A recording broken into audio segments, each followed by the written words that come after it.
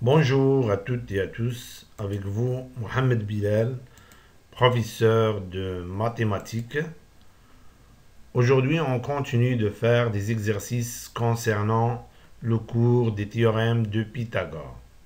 Dans cette partie, on va faire l'exercice 10 concernant le même cours, c'est-à-dire le cours du théorème de Pythagore. Donc, premièrement, on passe à l'énoncé de l'exercice 10. Donc, passons à l'énoncé de l'exercice 10.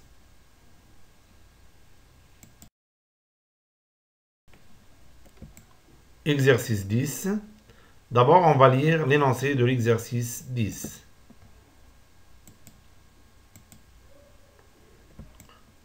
ABC est un triangle, soit M le milieu du segment AC, c'est-à-dire le côté AC, et N le projeté orthogonal du point M sur la droite passant par BC. BC, tel que le carré de la distance entre A et B, ou bien la longueur du côté AB, égale à le carré de la longueur du côté BN, ou bien la distance entre BN, moins la distance entre CN au carré, ou bien le carré de la longueur du côté CN. Oui, donc, voir la figure ci-dessous. Donc, on a la figure ici. Oui, donc, ABC, un triangle quelconque. M, le milieu de AC, de segment AC. Et N, le projeté du point M sur la droite BC. Je pense que la figure est claire pour tout le monde. Pour la question, montrer que ABC est un triangle rectangle. Donc, je pense que la question est claire pour tout le monde. Oui, donc maintenant, on passe à la solution de l'exercice 10. Donc, passons à la solution de l'exercice 10.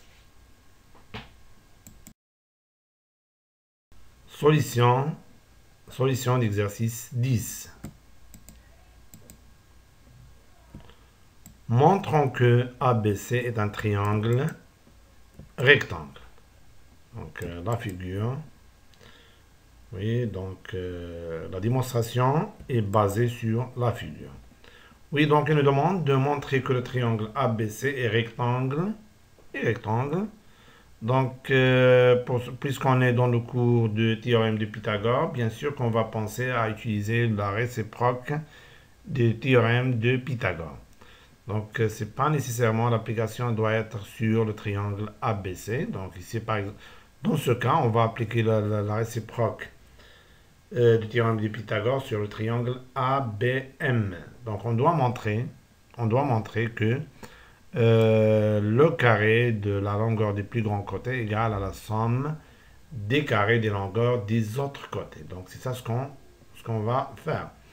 Donc, ici, dans les données, on a N, le projeté du point M sur la droite BC. Donc, on peut déduire que CMN est un triangle rectangle en N et BMN est un triangle rectangle aussi en N. Oui, donc on peut appliquer le théorème direct de Pythagore. Donc on va écrire ce qu'on a expliqué. Puisque N est le projeté orthogonal du point M sur la droite BC, alors les deux triangles CMN et BMN sont rectangles en N.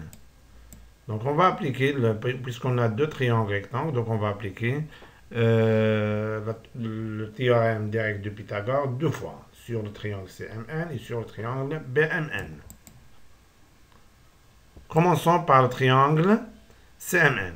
Par application du théorème direct de Pythagore sur le triangle CMN, on obtient, oui, donc on sait, donc par application du théorème direct de Pythagore, donc nous permet d'écrire le carré de la longueur de l'hypoténuse égale à la somme des carrés des longueurs des autres côtés. Donc ici, dans le triangle CMN, l'hypoténuse, c'est CM. Donc on aura mn au carré, les deux autres côtés sont mn et nc, ou bien cn. Mn au carré plus Cn au carré égale à Cm au carré. Oui. D'autre part, on sait que M est le milieu du segment AC. Donc, qu'est-ce qu'on aura? Oui, donc, puisque d'après les données, M est le milieu du segment AC, alors,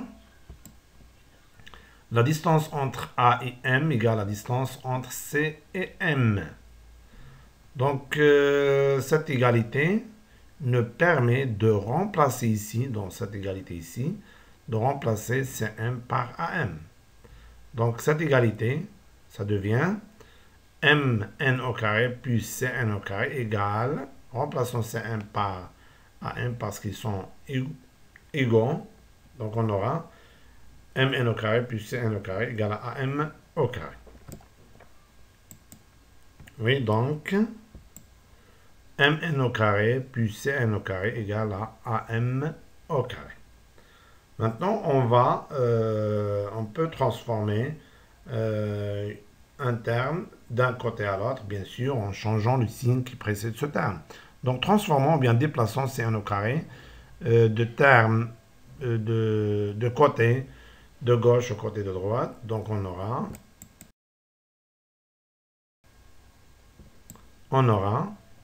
donc mn au carré égale à am au carré. Et bien sûr, lorsqu'on transforme Cn au carré du côté à gauche au côté à droite, donc on doit changer le signe qui précède Cn au carré. Donc le plus devient moins. Donc on aura mn au carré égale à am au carré moins Cn au carré. Notons cette relation, la relation 1. Oui, la figure toujours. Oui.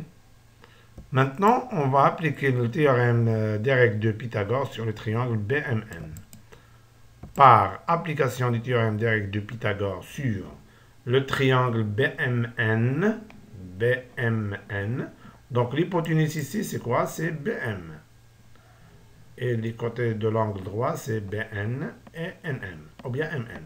Donc on obtient quoi? On obtient MN au carré plus BN au carré égale à BM au carré, c'est-à-dire le carré de la longueur de l'hypoténuse égale à la somme des carrés des longueurs des autres côtés. Oui, donc Mn au carré plus Bn au carré égale à Bm au carré. Maintenant, donc on va procéder de la même manière qu'avant.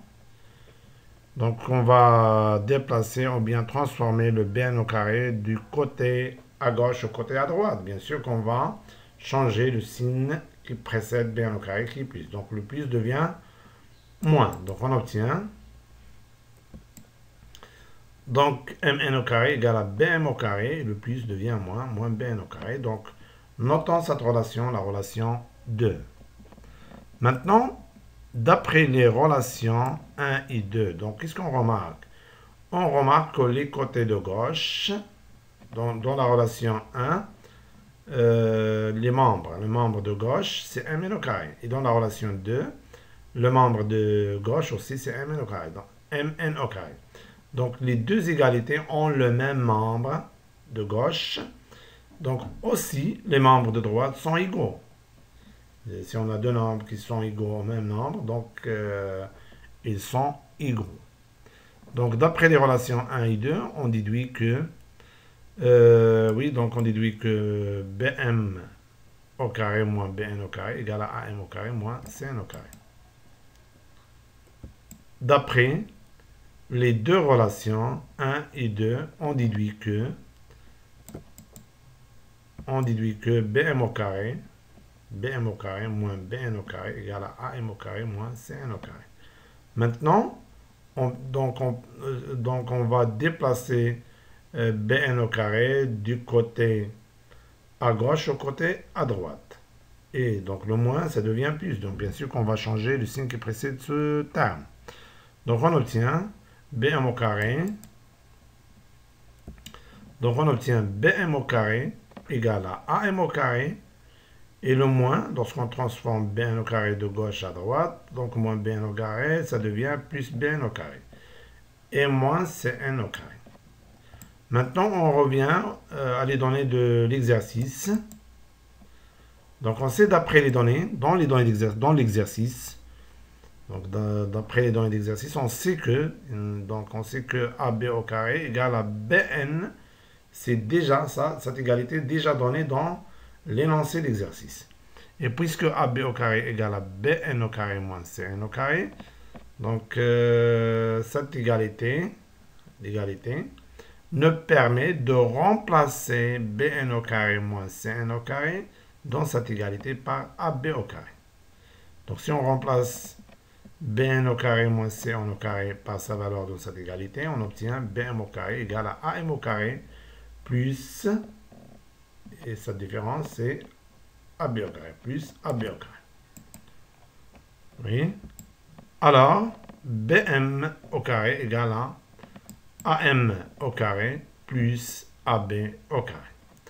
Donc ici, si on regarde le BM, AM, AB, BM, regardez ici, BM, AM et AB.